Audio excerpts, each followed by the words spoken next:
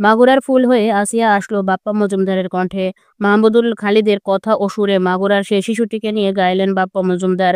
মাগুরার ফুল ছোট্ট মুকুল, ঝরে গেল ফুটে ওঠার আগেই। ডাক্তার হবার স্বপ্নটা তার নিভে গেল পিশাচের এক ছোবলেই। এমন কথামালার গানটি গেয়েছেন বাপ্পা মজুমদার। সম্প্রতি সমাজের হৃদয়ে বড় একটি ক্ষতের নাম আসিয়া। যৌন নির্যাতনের শিকার হয়ে ৮ বছর বয়সী মাগুরায় এই শিশুর মৃত্যু নাড়িয়ে দিয়েছে জাতির বিবেক।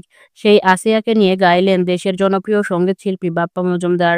বোনকে সাহস জোগাতে গিয়ে আর পড়াশোনার ফাঁকে একটু ছুটি কাটাতে বোনের বাড়িতে গিয়েছিল আসিয়া। কিন্তু ঘটে গেল এক নির্মম পরিণতি, যার জন্য প্রস্তুত ছিল না কেউ। এই ঘটনায় সারা বাংলাদেশ যেন থমকে গেল। আর এই শোকে থেকে এখনো যেন আতঙ্কিত হয়ে আছে মানুষ। মানুষের দীর্ঘশ্বাসের সাথে সাথেই ভয় আর আতঙ্ক বিরাজ করছে। মাগুরার ফুল শিরোনামের সেই গানটি লিখেছেন এবং সুর দিয়েছেন কবি, গীতিকার ও সুরকার মাহবুবুল খালিদ। হৃদয়স্পর্শী গানের কথায় বাপ্পা মজুমদারের সঙ্গে কণ্ঠ মিলিয়েছেন একঝাঁক তরুণ শিল্পী।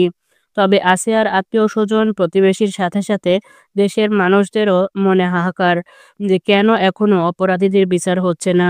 আর সকলেরই চাওয়া অপরাধীদের এমন শাস্তি হোক যেন ভবিষ্যতে কেউ আর এমন অপরাধ করার সাহস না পায়। এক সংবাদ বিজ্ঞপ্তিতে জানানো হয়, আসিয়ার করুণ মৃত্যুর ঘটনায় মর্মাহত হয়ে মাগুরার ফুল গানটি লিখেন ও সুরাপন করেন মাহবুবুল খালিদ। ভবিষ্যতে যেন এ ধরনের ঘটনার পুনরাবৃত্তি না ঘটে, সেজন্যই মানুষকে সচেতন করার উদ্দেশ্যে গানটি লেখা। মাগুরার ফুল ছোট্ট মুকুল, ঝরে গেল ফুটে ওঠার আগেই। ডাক্তার হবার স্বপ্নটা তার নিভে গেল পিশাচের এক ছোবলেই। এমন কথামালা গানটি শুরু হয়েছে। মাগুরার সেই শিশু আচিয়া সহ নির্যাতিত সকল পরিবারের পাশে দাঁড়ানোর জন্য সবাইকে এ গানের মাধ্যমে আহ্বান জানান খালিদ। আমাদের আরও সচেতন হতে হবে আর নির্যাতিত পরিবারের পাশে অবশ্যই থাকতে হবে। সম্প্রতি গানটির ভয়েস রেকর্ডিং ও মিক্স মাস্টারিং সহ অডিওর সব কাজ সম্পন্ন হয়েছে বলে জানান তিনি। গানটির সঙ্গীতায়োজনেও ছিলেন শেখ পুলক ও রোমান রহমান। বর্তমানে গানটির একটি মিউজিক ভিডিও নির্মাণ করা হচ্ছে। এতে মূল শিল্পী বাপ্পা মজুমদারের সঙ্গে কণ্ঠ দিয়েছেন মৌটুসী খান, মৌলি মজুমদার এবং মৌমিতা বড়ুয়া। গানটি খুব শিগগিরই মাহবুবুল খালিদের সঙ্গীত বিষয়ক ওয়েবসাইটে খালিদ সঙ্গীত প্রকাশিত হবে।